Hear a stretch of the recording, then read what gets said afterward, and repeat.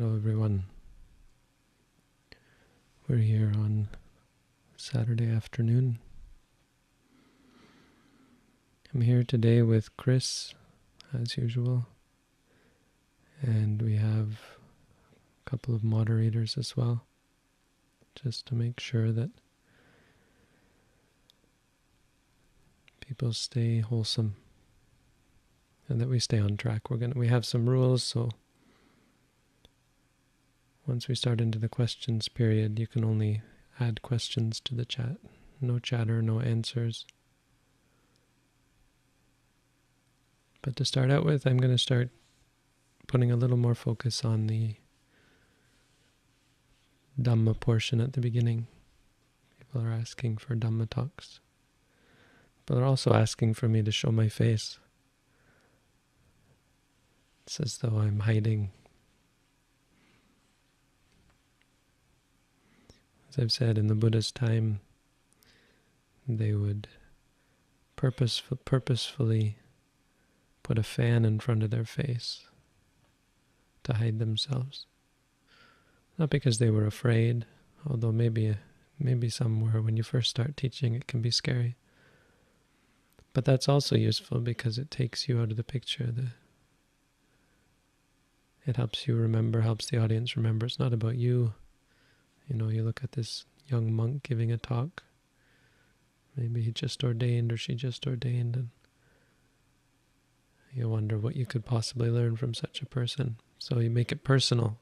When you look at me, people say, oh, he's not even Asian. How can he be Buddhist? How can he be a monk? How can he be a teacher? Or he's young. Or he's white. He's whatever. And while it is valid to critique people and question their behavior and their qualifications, it doesn't add or take away from the message. And in fact, it can mislead you. If I was an old Asian person with a beard, you might immediately think I was more qualified to teach. Well, maybe not with a beard. You know, some old, wizened teacher. We respect authority, we respect appearances, and they can mislead us. There's a story of Tuchapotila, who became enlightened because of the teachings of a 7-year-old novice. So even a new monk, or even someone who's not a monk, you should take them out of the picture. You shouldn't let prejudice blind you to the truth or the falsehood of their teachings. You shouldn't, just because someone's a famous teacher, just because they're a charismatic teacher, just because they have a soft, deep, soothing voice, just because of their rhetoric. So many things that can mislead you. Anyway, so one of them is the appearance.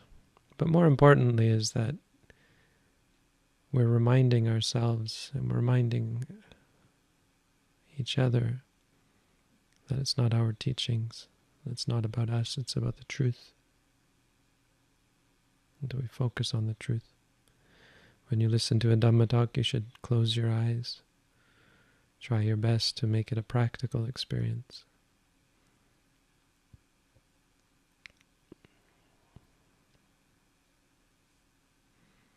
Try your best to gain more than just the knowledge, more than just the words, more than just the memory of having listened to the Dhamma.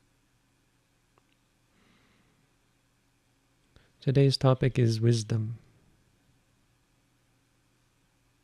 And this morning in our study group we were studying the Alagadupama Sutta. Alagada is a snake. So the Buddha talked about a simile of a person who grabs a snake If you've ever grabbed a poisonous snake or learned about grabbing poisonous snakes, it's not dangerous as long as you grab them in the right place, right? If you grab them wrong, if a child grabs a snake, they're most likely in trouble. And the Buddha said, same with his teaching, likened his teaching to a poisonous snake. Now, there's nothing evil about a poisonous snake per se. Nothing, I suppose its intentions to kill and eat other beings is evil. But no, the thing about a poisonous snake is it's powerful. There's a real power to the poison. So the Buddha's teaching is like a snake that has venom in it. You could compare it to a teaching that doesn't have any venom in it, meaning it doesn't have the power to kill, doesn't have the power to destroy evil.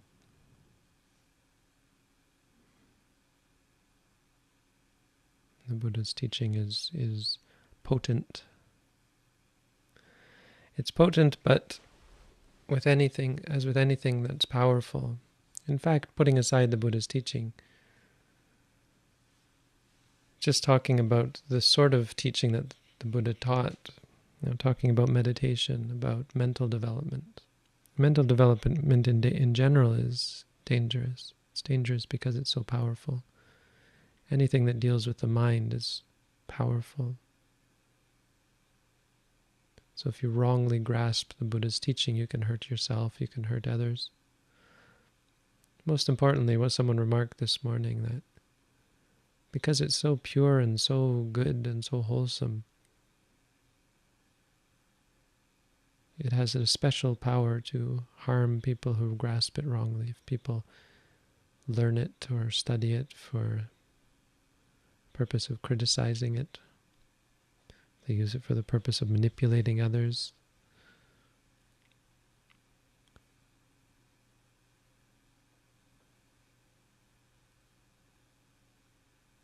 There's a direct relationship between the purity of something and the power of good or bad relations to it. So if you support the Buddha's teaching, if you say good things about it, if you practice it rightly, if you share it with others, if you protect it, all of these things are very powerful because of the purity of it. And by the same token, if you corrupt the Buddha's teaching, pervert it, if you denounce it or lie about it, destroy it, harm it,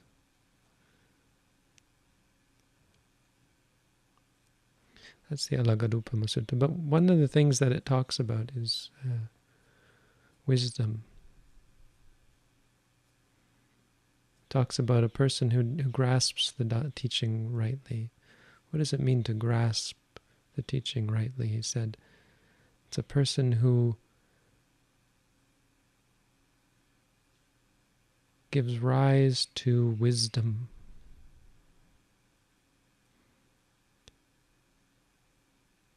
A person for whom the teaching creates wisdom, where it leads to wisdom for that person.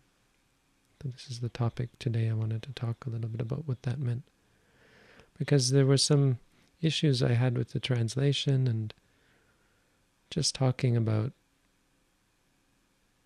the difference between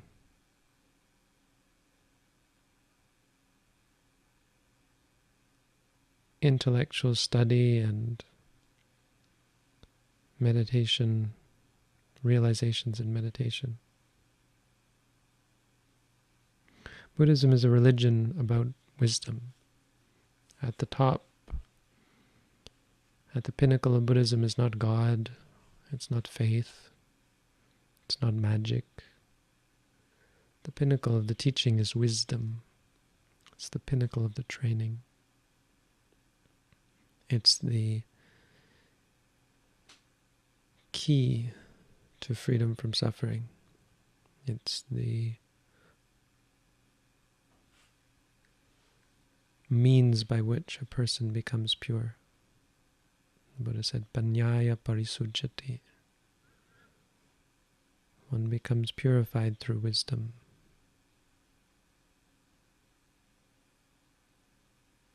It's not an obvious statement to make.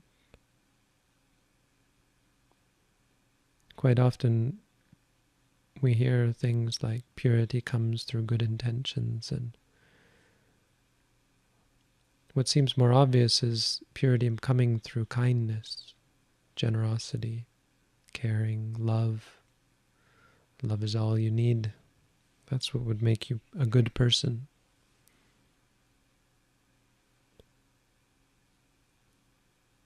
But in fact, none of those things have the power to purify the mind,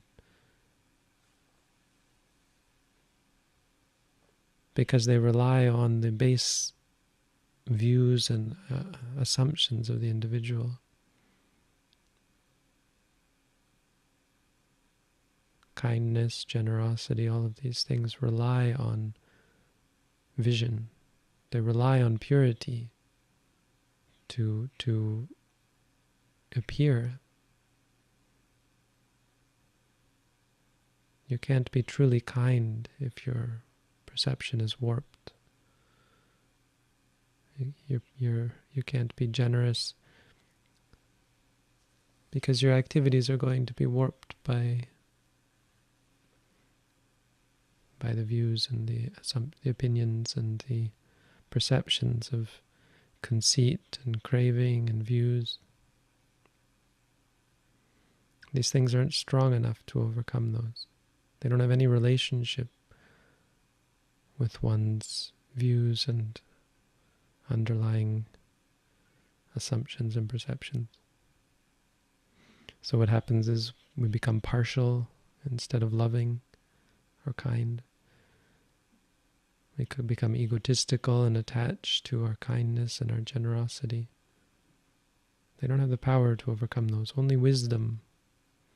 Wisdom is at the root because it leads to clarity. It leads to the deepest sort of purity, whereby one is unable to harm another, unable to pervert one's perceptions. Just by its very definition, wisdom, meaning understanding, it implies directly seeing things as they are.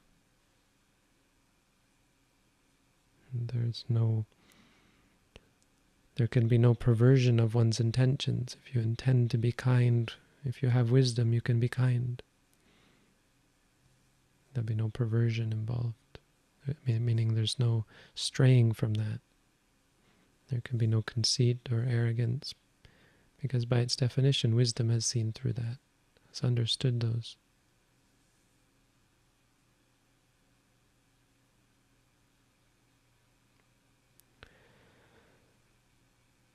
The important thing about wisdom is to understand that it is not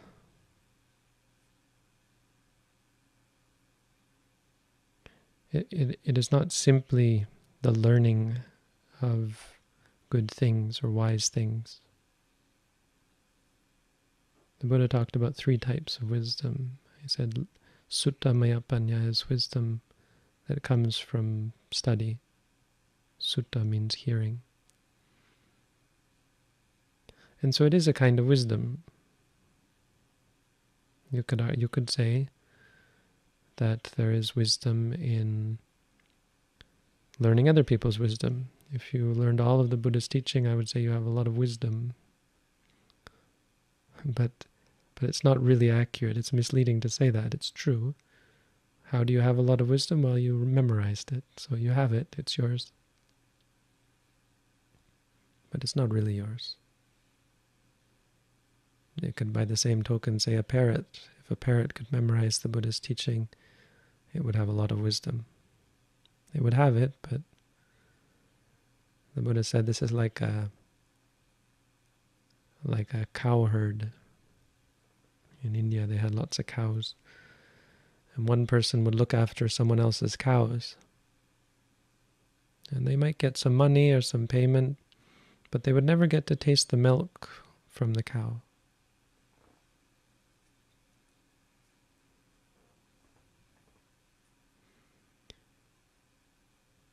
They would never get the fruit of the labor. A person who memorizes the Buddha's teaching, maybe teaches it, this is like a cow herd, not like the owner of the cow. So they don't actually own the Dhamma for themselves. And they might be able to teach it to others. They might even become quite famous, but they'll never gain the true benefit, the deeper benefit of the Dhamma.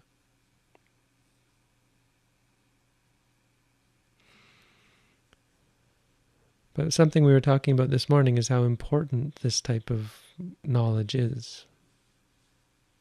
And I even said this is the one thing that you should never abandon. It's one thing the translation seemed to imply that you should abandon, you should let go of the teachings. And I think that is not proper. It's the one thing you should never let go of. Let's put it this way, if something is right and true, then no good could ever come of letting go of that. If it's true, you see. So that this kind of teaching is the one thing that you should always hold on to. Whatever is true and right, that you should hold on to. Of course, knowing what is true and right is a bit of a problem. And for those of you who are not Buddhist and don't have some kind of exterior sort of faith in the Buddha, it might not be very palatable to suggest that you should hold on to the Buddha's teaching, but nonetheless, good comes from holding on to good things. So let's put it this way, when you see that there is benefit from the teaching, once you have put it into practice, hold on to those teachings, because practicing them again and again and remembering them at all times will never fail you. It's the one thing I think you can hold on to, and the one thing you really can't do without. Without it, you've closed the door. Without either hearing the teaching from someone else or spending however many countless lifetimes it takes to figure it all out on your own, and to get to the point where you can figure it out all on your own. So the only two ways to open the door to the practice. Suttamaya panya. The second type of wisdom is chintamaya panya. Chinta means thinking.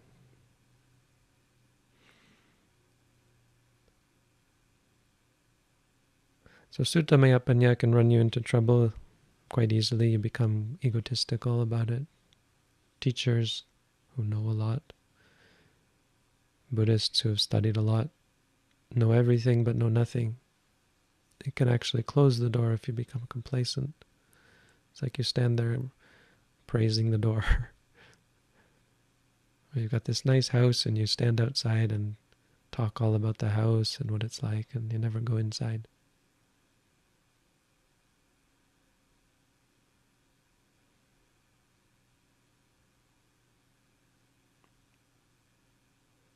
Maybe like a realtor who can show the house to others, but never has a chance to live there. But Chintamaya Panya, I think, is a big problem with educated people, people who have some degree of higher education. They like to think about things.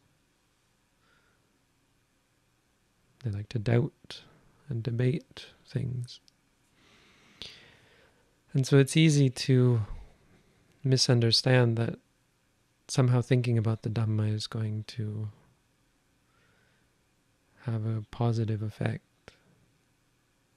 This idea that after you've studied the Dhamma, you should spend some time thinking about it until it makes sense to you.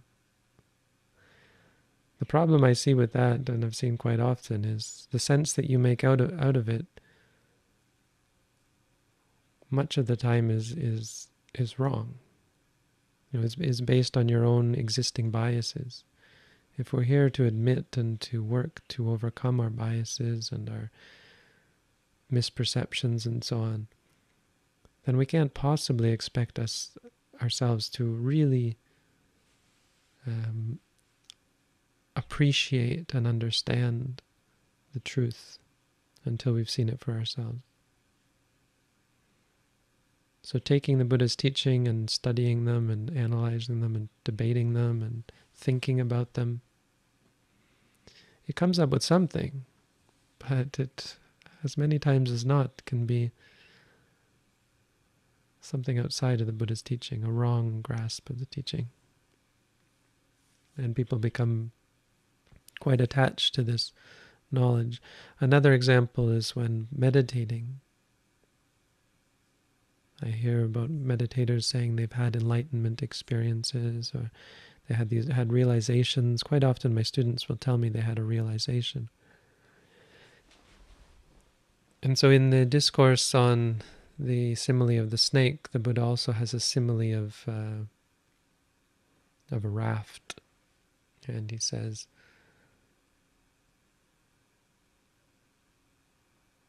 imagine a person who comes to a river wandering through the jungle, and they realize they can't cross that river without some help, so they build a raft. And they spend time and energy building this raft, and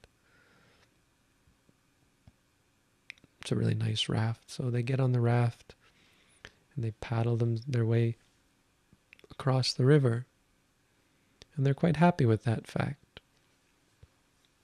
And they look at that raft, and they say, wow, this raft was really useful for me. And so they say, what if I were to pick this raft up, carry it on my back, and continue on my way with this very useful raft that was so helpful for me? So they pick up the raft, put it on their back, and go on their way. The Buddha said, would this person be wise? No, hetang bante. No, indeed, Venerable Sir.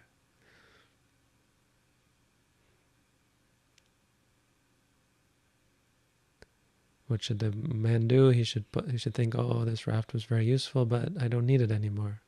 I'll go on my way. It's a good simile to remember when things arise in meditation. There are many good things that arise. But any time they arise, we have to immediately let them go. The benefit of them arising is distinct from any benefit that might come from us clinging to them. There's no benefit from clinging to them. That benefit that they gave us was already arisen. In fact, they are the benefit. And to cling to them would be to lose our way. So any thoughts, any realizations that come up as thoughts. This is why I don't use the word vipassana I don't use the word insight to translate vipassana. Vipassana means to see clearly. It's often translated as insight, but the word insight in English is misleading. We often think of meditation as teaching you things. You're going to realize things. It's going to be an intellectual realization. It's in fact more like a polishing of a lens. You're just going to see more clearly, and there will be realizations, but those aren't the path. Those aren't the practice. The practice is polishing until you can see. And when you see, of course, you're going to see lots of things. Those are cintamaya panya. The thinking about it. When you think about what you see. The third type of wisdom is called bhavanamaya panya, and that's what we try to gain out of the practice. That's the real benefit. So what I can give you today is suttamaya panya and probably cintamaya panya. But with cintamaya panya, really all you need is an understanding of the meaning. What Chintamaya Panya as wisdom really means is once you gain some knowledge, you should make sure you understand it. Make sure you understand what's being said. So if I tell you to do walking meditation, you have to understand that I'm saying, actually do walking meditation.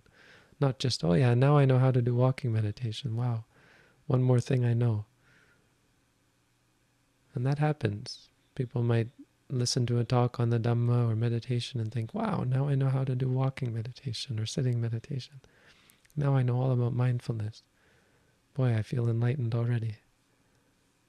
You can't do that. But whatever you get from today, from the questions, oh, we have lots of questions. Whatever you get, make sure it leads you to seeing clearly. Not seeing clearly intellectually, but seeing clearly about your own experience and your own physical and mental reality. All right, just some thoughts on wisdom. And with that, we will move on to the Q&A portion. So from now on, no more comments in chat, please. I'll ask the moderators to delete them. Only questions, and please, we're going to try to only answer questions related to meditation, especially focused on questions that you need answers to. We're looking for people who need our help, not curious or speculative, theoretical. We want to give rise to bhavana maya panya. If you don't have questions, or if you've already asked your question, just close your eyes like me and we can sit here and meditate together. And you can hear my voice and note hearing.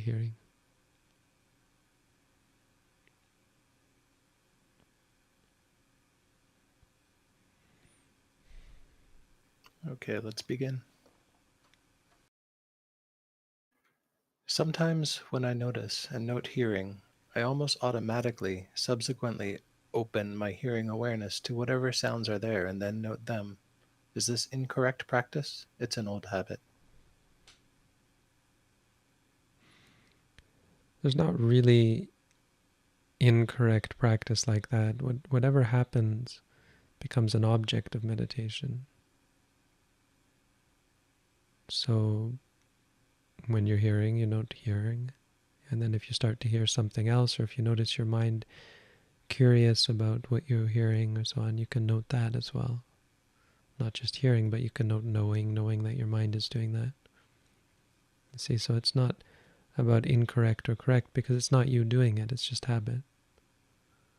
Habit isn't you, it isn't yours. So just try and note it as well.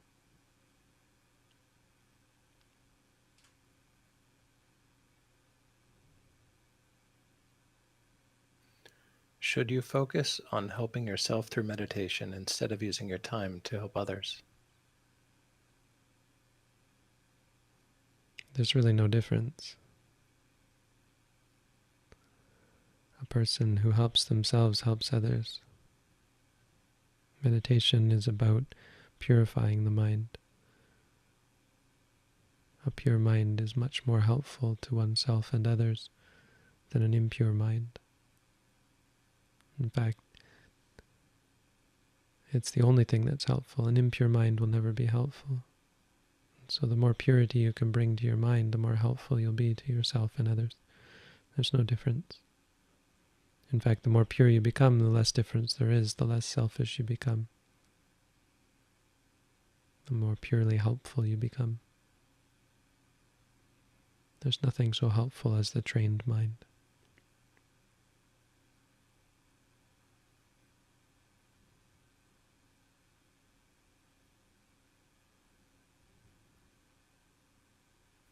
Feeling cold after meditation, should I do anything?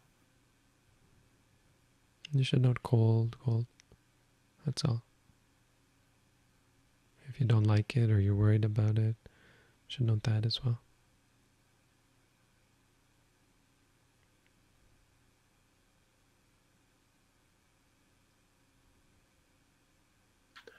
How to deal with relations when people get unintentionally irritated or offended from your behavior. The continuous misunderstandings with others are stressful.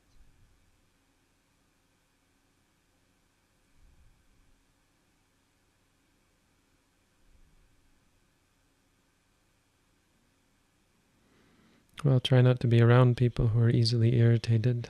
It's not always possible, but it is a wake-up call to us that we quite often fall in with people who are not of like mind, and of all the people you could surround yourself with for their benefit, for your benefit, for the benefit of the world, you're best to surround yourself with people who are like-minded.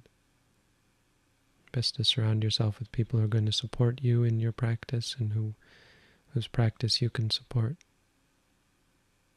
Because, of course, then all of you will work together to help the rest of the world. Apart from that, you can try to be sensitive and careful. Now, it's quite possible that you are behaving in such a way that is improper, and so you have to practice being mindful, and you have to realize when you're doing things that harm others or make others upset.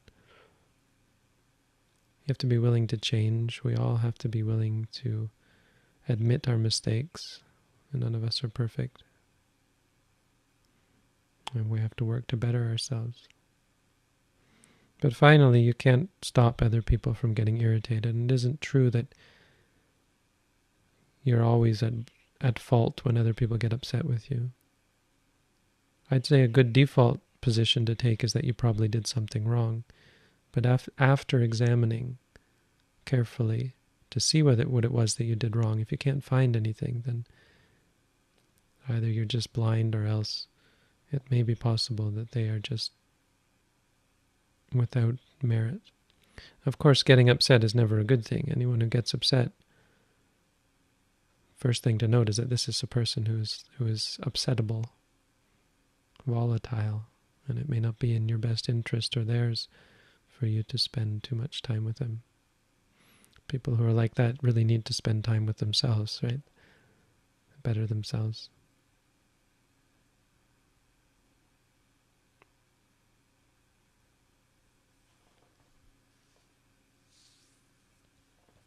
But that being said, we all have issues, and even in meditation centers, people fight and get angry at each other. It happens in monasteries, meditation centers. So we shouldn't judge people for it. We should just give them the space they need to better themselves.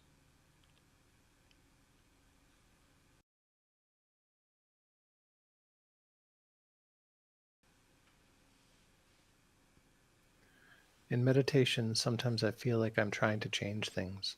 I often catch myself trying to force equanimity, even in the tone of voice when noting in my head. I note knowing. Any other advice? No, that's good. I mean, you can note if it upsets you or so on, disliking, frustrated if it frustrates you. But that's fine. See, it's just seeing, because what you're seeing is that it's not actually you. You're not actually trying to force or change things.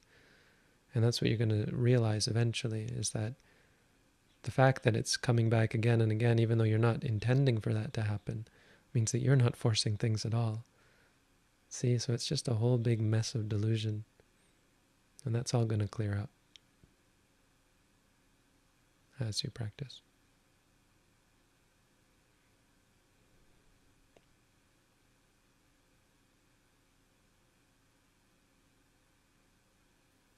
Is it okay to note in English, even though it is not my first language, and to use my first language for words I don't know in English? I ask because I feel that English better fits the experience. I would probably recommend using one language, either or. Be good if you can find the words in your language. You can help people in your country. Maybe that someone else already has. Probably you can find a person who can help you with the words. Which words aren't really that important. Why I say use one language is because it's less distracting, potentially.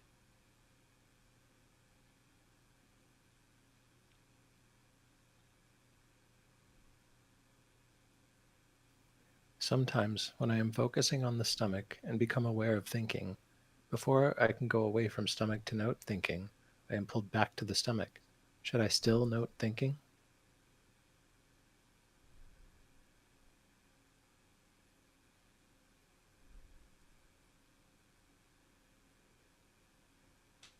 Well, you should note as soon as you become aware of thinking, so it shouldn't require you to go away from the stomach. You've already gone away from the stomach to be just to think. So that'll just get easier as you go. In the beginning, you kind of have to fudge it, do what you can. It's not. I can't give answers like this, and answers like this aren't really the point. The point is to do what you can. Note something. In the beginning, it's a bit chaotic. It's a bit messy. So don't try and expect for it to be somehow clear-cut. Note whatever you can in the present moment. But in the long term, there shouldn't be a problem when you're thinking. You're just not thinking.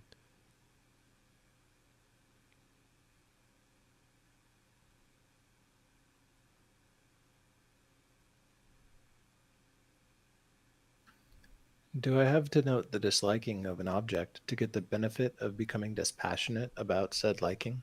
Should I give liking and disliking some priority versus discomfort and tension? Sometimes both seem to arise at once. Just note whatever's clearest. Again, it doesn't really matter which. Just by being clear-minded, clearly aware of something, you're cultivating this state of clarity, this habit of seeing things as they are, and that will get stronger, and you'll be able to apply it to more and more things.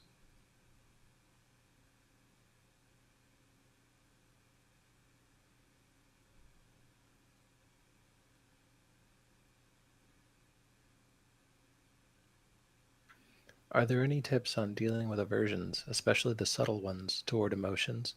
Even when I'm trying to just accept my emotions, it always feels like it is only to get rid of it. Well, you shouldn't be trying to do anything, you see. Note when you are trying, you have to note that as well.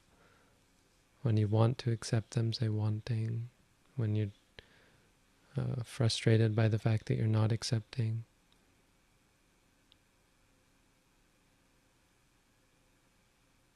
Again, it's pretty chaotic in the beginning. You're going to be messed up in this way, trying to control and then trying to not control, trying to not try to control. Catch what you can. Try and keep it simple. Note absolutely everything.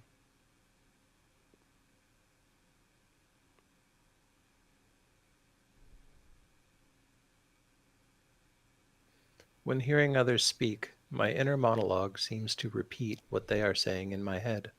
Because of this, I am having trouble noting hearing. How should I persevere? Well, if you hear it in your head, that's also hearing. But you can note knowing, or if there's any reaction to it. Again, these kind of things are habits that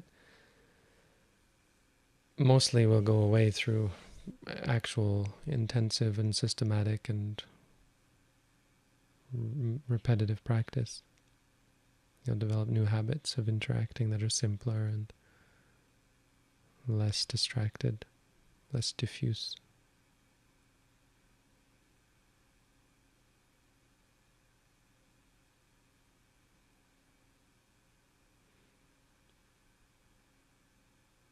You should always persevere through patience.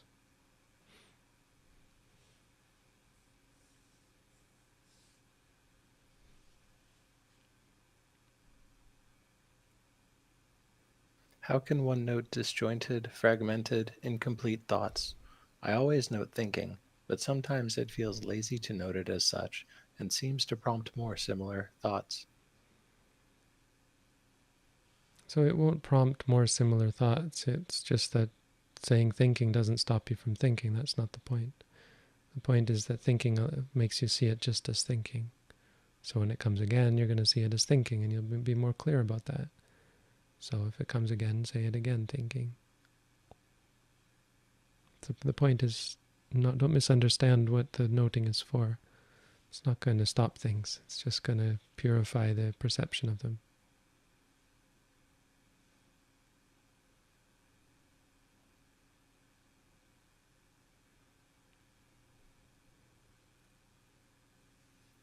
If while meditating you note clinging to something, how would this stop the clinging? You could observe the same clinging over and over again. Again, the same thing. The point is not to stop the clinging, it's to see the clinging clearly.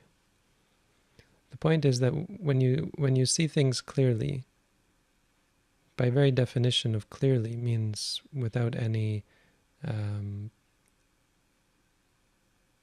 inconsistency, in the sense that you do things that are against your best interest. You never would. You never would intentionally engage in some activity or some mind, even some mental activity that was not in your best interest. The reason we do so is through lack of clarity, through a perverse mind state. And by perverse, it just means something that is inconsistent. Wants one thing, does something else, does something that's contrary to your best interest, contrary to your ambitions or your goals.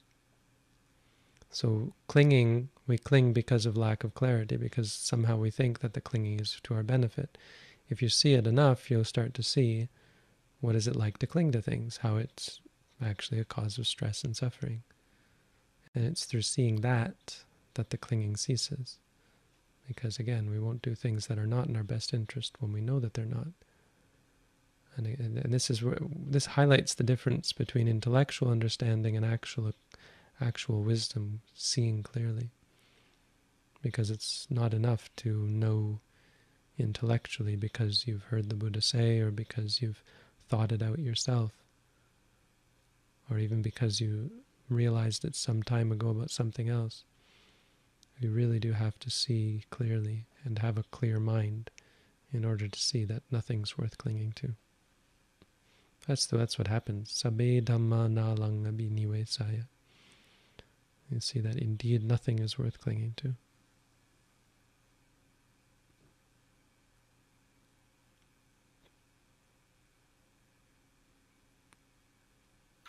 In my practice, I have noticed some things. The more prevalent feelings are fear, anxiety, obsession, and compulsion. I'm diagnosed with OCD. Sometimes I also notice impermanence, but only intellectually. What should I do about these feelings aside from noting? So we're not trying to do anything about them. This is the point. Do implies that you're going to somehow change them. You shouldn't do anything about them except note, which stops you from that, stops you from trying to react to them or engage with them or get involved with them, act according to them. Noting just is the default state. It's the doing nothing option.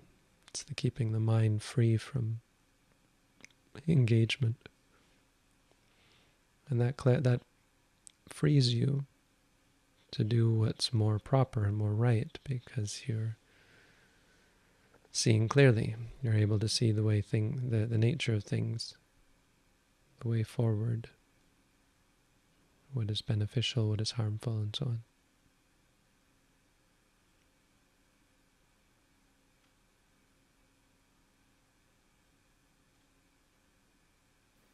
I noted I feel not good if I don't do enough meditation. What should I do? Should I let go? Maybe this is also seeing uncontrollability.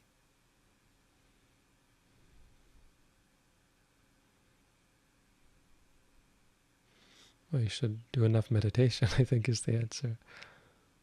It's kind of good that you can see that when you don't do enough, you don't feel so good.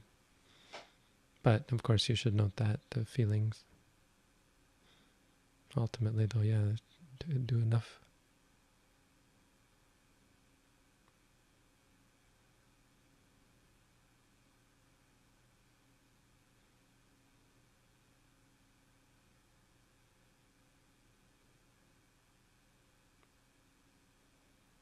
After almost a year straight of daily meditation, I've found myself becoming distracted and meditating inconsistently. Are there meditations, recommended practices to deal with this?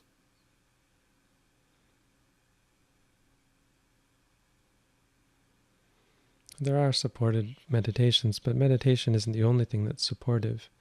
Getting involved with communities, having a meditation group, visiting a monastery, living at a monastery, that sort of thing. living at a meditation center. Also doing good deeds, being kind and generous to others is a good way to keep your mind vibrant and healthy and energetic. But there are some meditations that will help. Meditation on death, meditation on the Buddha. Those ones are both good for giving confidence and energy.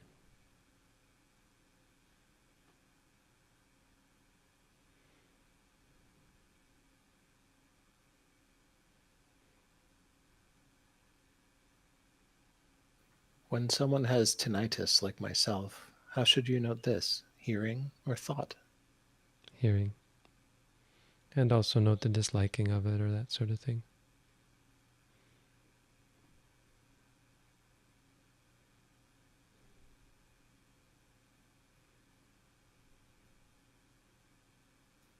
For a distracted or obsessive mind, it takes quite some effort to get it to stabilize on the object. What is the relationship between restraint of mind wandering, mindfulness, and unification of mind?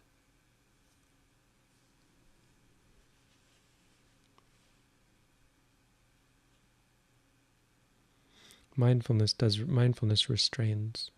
That's the point. You shouldn't try to restrain any other way. You should restrain with mindfulness. Yani sotani lokasming sati te sangnivarayang. Sati is that which restrains or forbids or stops all of the distractions, all of the streams of consciousness that make the mind diffuse.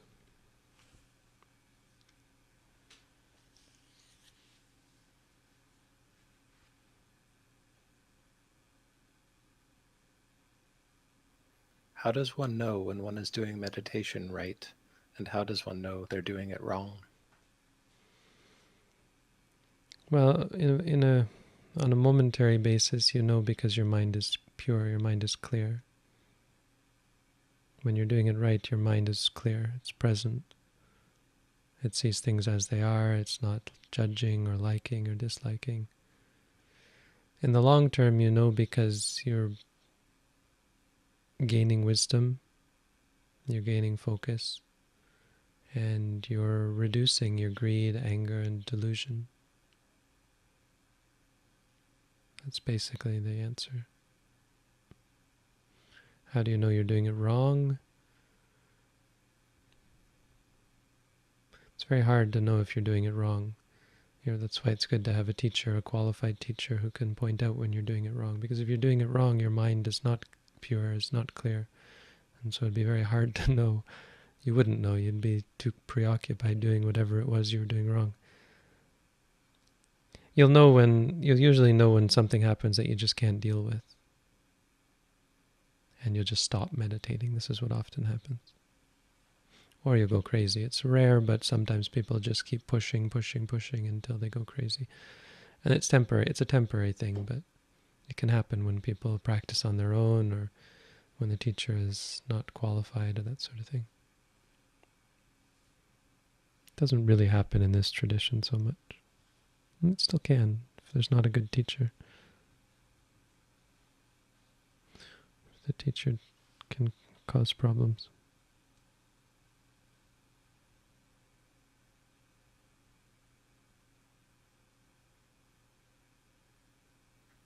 The more time I spend unmindful, the more difficult it is for me to be mindful, especially throughout the day. Are unmindful moments due to lack of effort?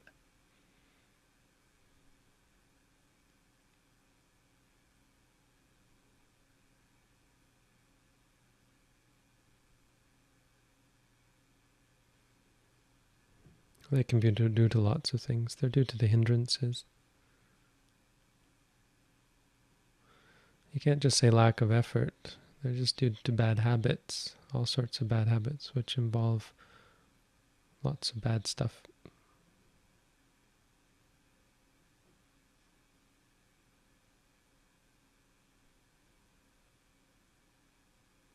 Ultimately, it just means try to be mindful. When it's difficult, you can even note that.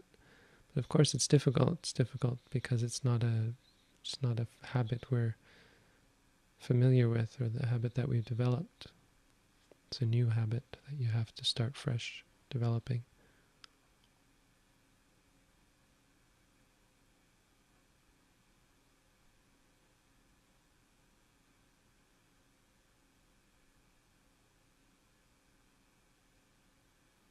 Is it a good practice to work on one of the 10 perfections while meditating, like noting rising and falling with the intention to enhance the quality of persistence in oneself? No.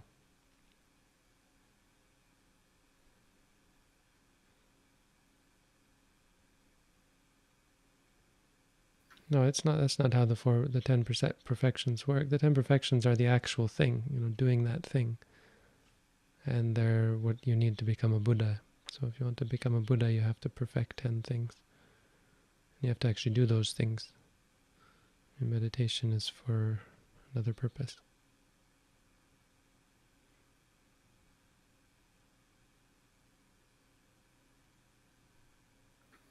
After years of hardship, I found a prestigious job.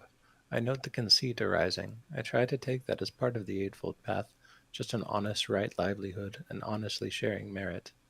Any other tip?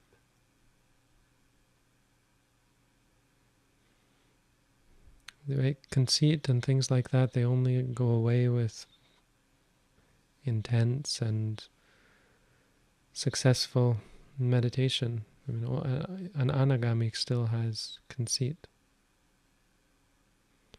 Ultimately, the order of progression is to remove wrong view. So having right view about things like conceit, which ultimately means seeing them clearly and seeing that they are a problem, and not being conceited or taking conceit to be me. Just knowing when you're conceited, basically.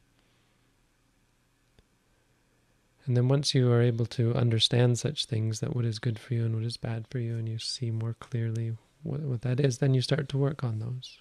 Then you work immediately on the likes and dislikes, our biases. Conceit is still something that takes longer to go away. Once your biases are gone, then you can start to really work on conceit.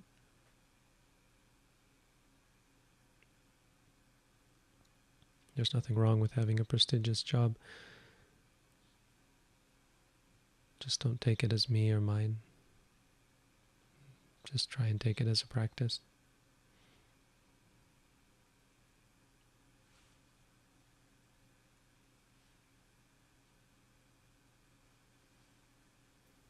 When noting sitting posture, between each note there should be an awareness of the posture. Does this require looking at the posture and seeing before noting each time we note, as if keeping track? No, but if you want, before you start meditating, you can take a look. But no, it's not about vision, it's about awareness, and it's much more to do with the feelings of tension and pressure and hardness and softness.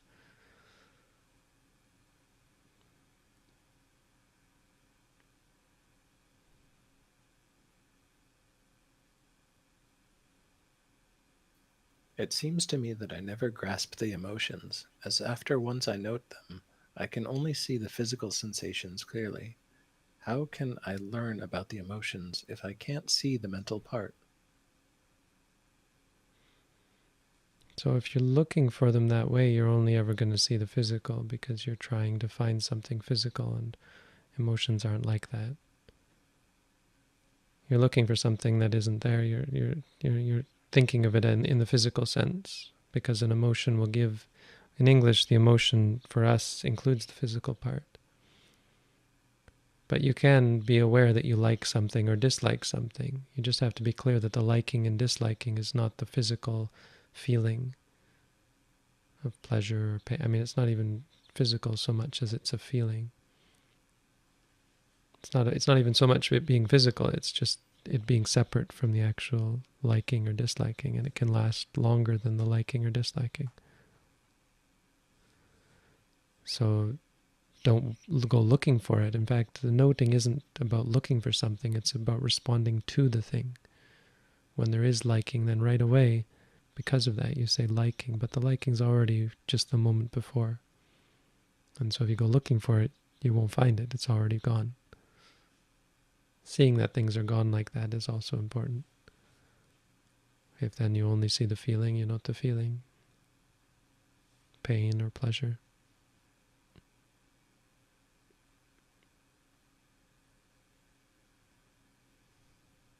We're not trying to learn about anything. What you've already learned is enough, that it ceased. It's no longer there. Where'd it go? It already disappeared. That's enough.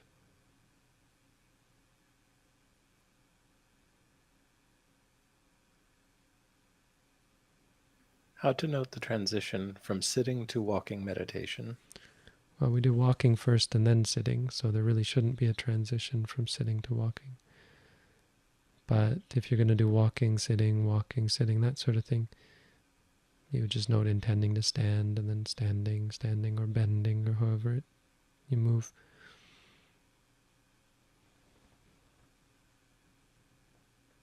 And then intending to walk, and then walking.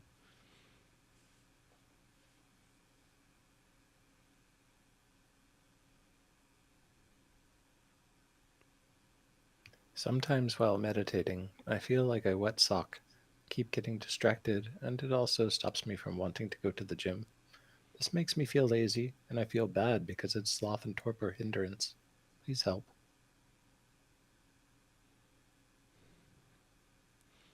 Well, if you're distracted, say distracted.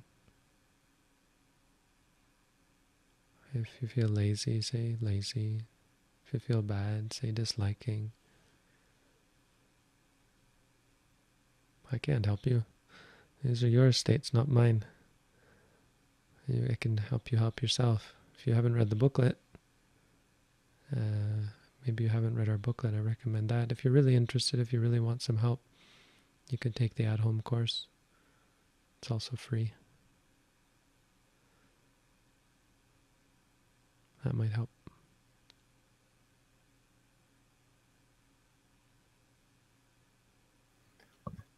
I sometimes feel quite exhausted after continuously meditating for a while, and I don't feel like getting back to that intense focus. Any solution to that? So I don't know what type of meditation you're practicing, but that sort of intense focus isn't what we're all about. I recommend maybe reading the booklet, maybe trying to do an at-home course. I mean, even in this tradition, people can give rise to these sorts of states. That's not something that I'm unfamiliar with. It's just that it's something that is not a part of the meditation, so it's something you'll have to learn eventually to let go of. The habit will have to go away in favor of a more fluid, flexible awareness, less intense.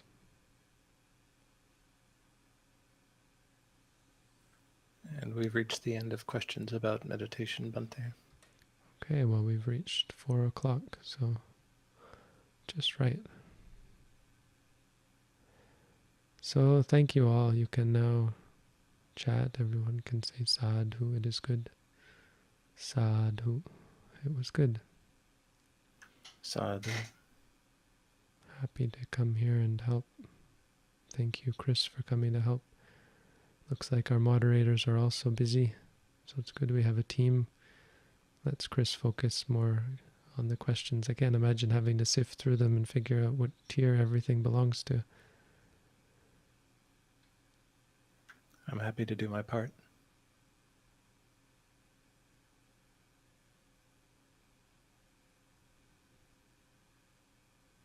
Okay, that's all for today, everyone. Thank you for coming.